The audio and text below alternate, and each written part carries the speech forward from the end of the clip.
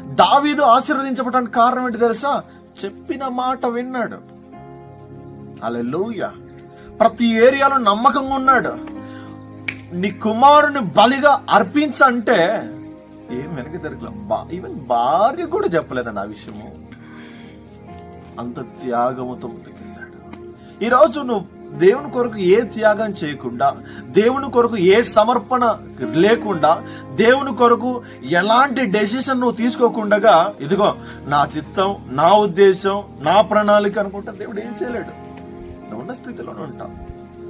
నీ యొక్క పాత్ర పొంగి పొర్లాలంటే ప్రభు దగ్గర రా. హల్లెలూయా. మహిమ కలుగును గాక. ప్రభు సాన్నిధ్యంలోనికి రా. అప్పుడు నీ జీవితం ఆశీర్వాదకరంగా మార్చబడుతుంది.